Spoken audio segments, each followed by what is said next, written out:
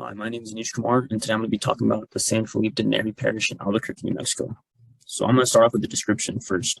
The church has very thick adobe walls. You can kind of see in this picture here. They're over 5 feet thick, and the church itself is built like a cross, as you can kind of see here. In addition, it has two bell towers at the entrance, which were built in the 19th century. These two bell towers are here, and these towers show an extraordinary development in Mexican folk art, and they don't exist in any other church currently. So this church is basically the longest lasting church in New Mexico with this type of architecture that is present today. So on the east is a rectory, which is basically housing for church officials, and on the west is a convent.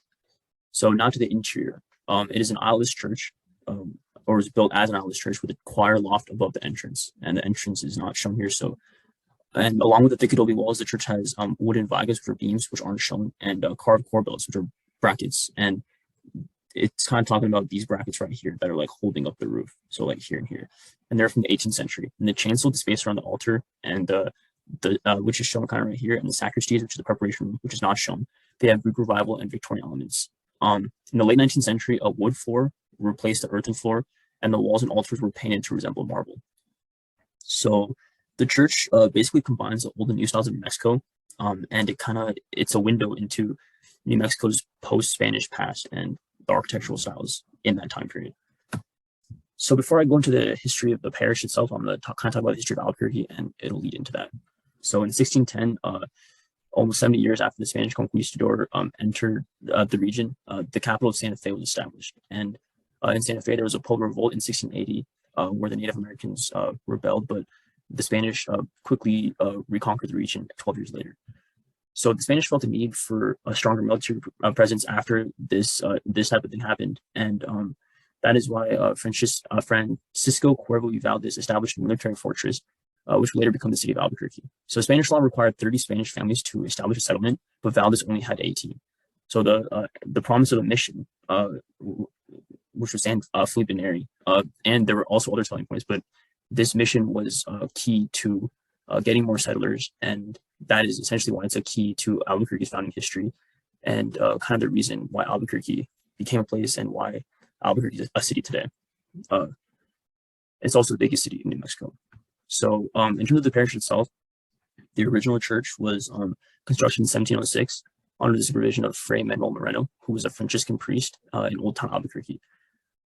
Then it had an extra R in its name, Albuquerque. And so the founding certificate was issued by the founding governor, Cuervo y Valdez. So just for some context, the Spanish colonialists came almost 150 years before to North America with the goal to spread Christianity and acquire valuable resources. You know, it's the three G's, God, gold, glory. So building missions like this one was a primary way that colonial priests used to convert native inhabitants to Christianity. These priests established missions rooted in a rigid and sedentary lifestyle with a focus on praying and contributing to the growth of the mission itself. So this is kind of general, and it also applies to this parish, because this was, one of the ways that the colonial priests used to get more followers. So the church collapsed in 1792 and was rebuilt in 1793. In 1821, the Franciscans departed when Mexico got its independence from Spain. This is kind of when the colonial period ended. And then in 1861, the two towers were constructed, and from then on, more additions were made. Like the Jesuit priests were brought in by Pastor John Lamy, and they renovated the church interior and also built a boys' school. And then a convent was built on the west side of the church and was occupied by the Sisters of Charity. The current condition is has the same structure as it had in 1793, but it has gone through various restoration projects. So currently, the first restoration project is going on, and the first two phases have already been completed, but the third has the offices and the parish hall is being restored. In 1965, the ownership of the church was left to the Archdiocese of Santa Fe, and this occurred after the Jesuits left. So just to kind of put things into context, this parish is listed on the National Register of Historical Places, and this register basically keeps track of historical places that are worthy of preservation. And the reason it is on this list is because it is very unique to New Mexico and by extension to the United States, right? The architectural features discussed in the first slide are basically present in only 6 other churches in the state, the interior features. And then the 2 bell towers are completely unique to any church in the state. So, there were probably churches before with this kind of style, but this is the longest lasting one.